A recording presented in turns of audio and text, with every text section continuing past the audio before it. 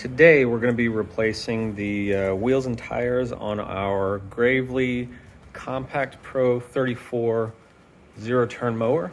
And the reason we're going to be doing that is that the factory tires on this Compact 34, they're great to fit through extremely tight spots. They line up right there with the deck, as you can see.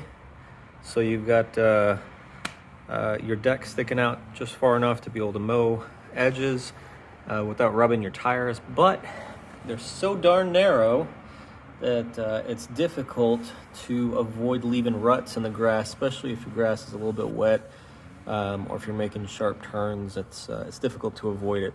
So there's a couple ways you can get a wider tire on here. One is to keep your factory wheels and just buy a 20 by 10 by 10 tire and have it mounted on there, or mount it yourself.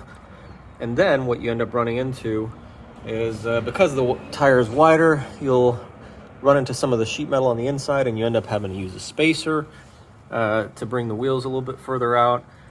You can do it that way.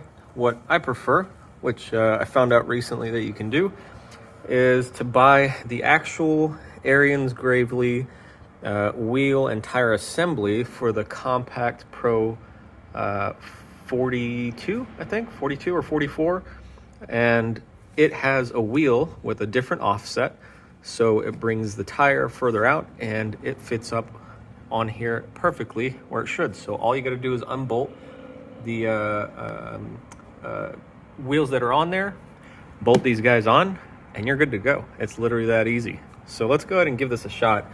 As you can tell, let me show you here, the difference is pretty big between the two. You've got the 20 by 10 by 10 here, and the factory one is a 21 by 7 by 10. So you've got a lot more width out of these that will help you get a bigger footprint on the ground and avoid leaving those ruts, especially when the soil is nice and soft and moist the way it should be. So we're gonna go ahead and get that started here today. I'm gonna use a regular floor jack, an impact, and some sockets. First thing you want to do is find a good point to jack up your mower. There's a cross beam right there. I'm going to use that guy to get this thing jacked up. Let's go ahead and give it a few pumps. And we've got this wheel off the ground. This one's off the ground as well. Let's check, make sure we get good support under here. Yep, looks good to go. So I'm gonna go grab my impact and some sockets, and we'll get this wheel off and see how the new one fits. I like to use my DeWalt battery impact. Small, lightweight, easy to use. Looks like these are a 19 millimeter socket that you need to get these off. And let's go ahead and put it in reverse. See how easy that is? Way easier than trying to mess with any sort of hand tools.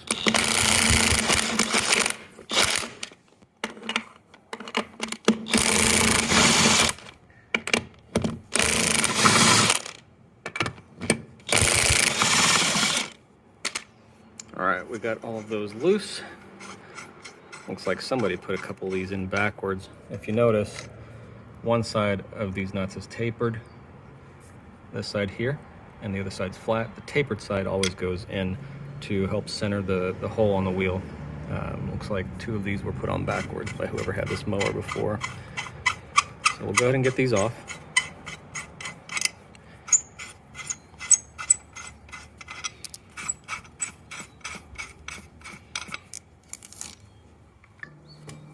Wheel comes right off.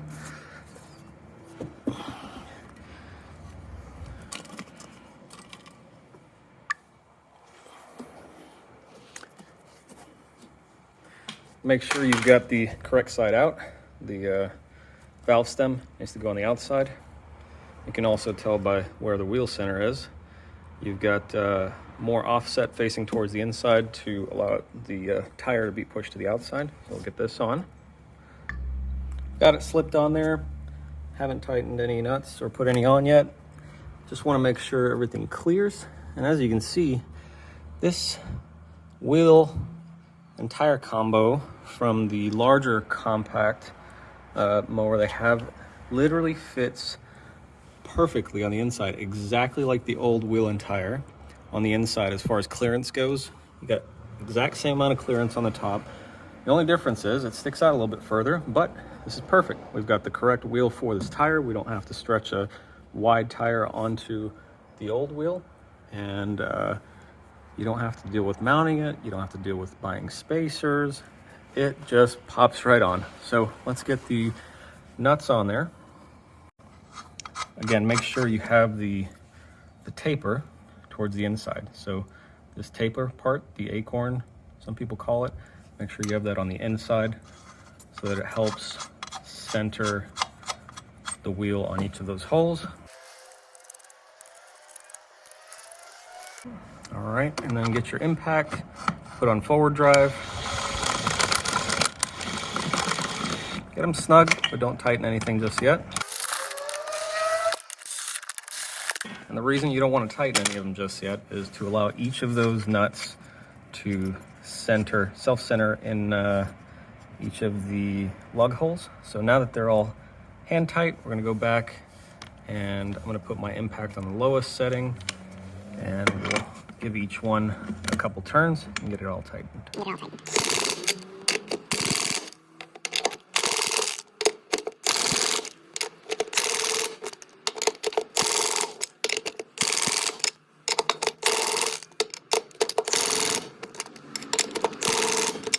All right, that side is finished.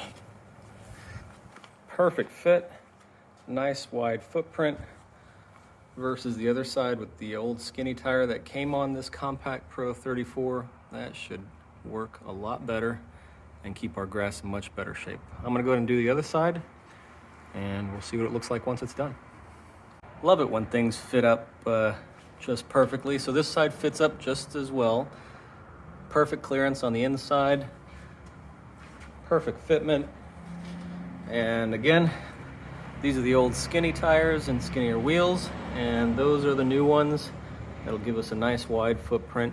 And you know, the other thing I think we might get from this as a benefit is anytime I'm on a little bit of an incline, those skinny tires really don't do much to get traction and keep you moving, and they get stuck a lot whenever there is an incline. I'm hoping that these help with that as well, since they have such wider footprint on the ground. I'm guessing that'll help with the inclines as well. So we'll go ahead and get our jack put down gently, move that out of the way, and there's the final result. That's it. Hopefully this video was useful for you. I'm going to put the links down in the description for the part numbers and where I bought them and found the best price. It's actually eBay was the best price I found, including shipping and everything. So I'll put the link to the eBay listing. I'll put the part number in case you want to get it from a different source for the wheel tire combo, and also put the link down in the description for the DeWalt impact in case that's interesting to you and you want to get some use out of something like that. If you have any questions, leave them in the comments below, and see you next time. One more thing I wanted to do before I put this away was to get a measurement from the edge of one wheel to the edge of the other wheel to see what I'm at now as far as width goes, and I'm right at 39 inches. If that matters to you, if you're trying to get through really tight gates and things, you might want to consider this upgrade. You might not want to. For me, my gate is wider than that. I'm at about 42 inches, so this is plenty of space still to get in and out of that gate. But if that couple inches does matter to you, make sure you consider that before doing the switch of the wheels and tires. But I'm going to give this a go a little bit later and see how it works out. I'm pretty confident it's going to make the driving a lot better and less bumpy, since I've got more cushion there, and then also much better mow and look at the end of the day, because it's not going to leave the ruts everywhere. Again, hope you enjoyed the video. See you next time.